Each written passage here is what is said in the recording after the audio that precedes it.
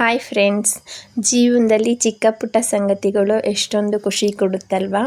ಇವತ್ತು ನಾನು ನನ್ನ ಮಗಳು ಸೇರಿಕೊಂಡು ನಮ್ಮ ಮನೆಯವ್ರಿಗೆ ಒಂದು ಸರ್ಪ್ರೈಸ್ ಕೊಡೋಣ ಅಂತೇಳಿ ವೆಯ್ಟ್ ಮಾಡ್ತಾಯಿದ್ವಿ. ನಮ್ಮ ಮನೆಯವರು ಕೆಲಸದಿಂದ ಬಂದರು.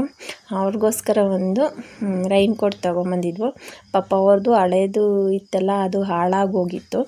ಅವರು ಹೊರ್ಗಡೆ ಕೆಲ್ಸಕ್ಕೆ ಹೋಗೋದ್ರಿಂದ ಅವರಿಗೆ ತುಂಬಾ ಇಂಪಾರ್ಟೆಂಟು. ಇವಾಗಂತೂ ಡೈಲಿ ಮಳೆ ಬರ್ತಿದೆಯಲ್ಲ, ದಿನ ನೆನ್ಕೊಂಬರ್ತಿದ್ರು. ಪಾಪ ತೊಗೊಳಕ್ಕಾಗಿರಲಿಲ್ಲ.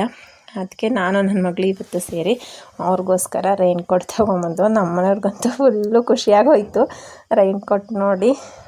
ತುಂಬ ಹ್ಯಾಪಿ ಆಗೋದ್ರು. ಇಬ್ಬರಿಗೂ ಥ್ಯಾಂಕ್ಸ್ ಹೇಳ್ತಾಯಿದ್ರು ತಗೊಬಂದಿದ್ದಕ್ಕೆ. ನಾವು ಥ್ಯಾಂಕ್ಸ್ ಎಲ್ಲ ಏನು ಬೇಡ ಅಂತ ಹೇಳ್ತಾಯಿದ್ವಿ. ಮತ್ತು ಅದನ್ನು ಅವರು ವೇರ್ ಮಾಡಿ ನೋಡಿದ್ರು. ಹೇಗೆ ಕಾಣಿಸ್ತಾ ಇದೆ ಅಂತೇಳಿ ಕಮೆಂಟ್ ಮಾಡಿ ಫ್ರೆಂಡ್ಸ್. ಚೆನ್ನಾಗಿದೆಯಾ ಅಂತ ಹೇಳಿ. ಈ ಚಿಕ್ಕ ಪುಟ್ಟ ಸರ್ಪ್ರೈಸ್ಗಳೇ ಜೀವನದಲ್ಲಿ ಹೆಚ್ಚು ಖುಷಿನ ಕೊಡುತ್ತೆ.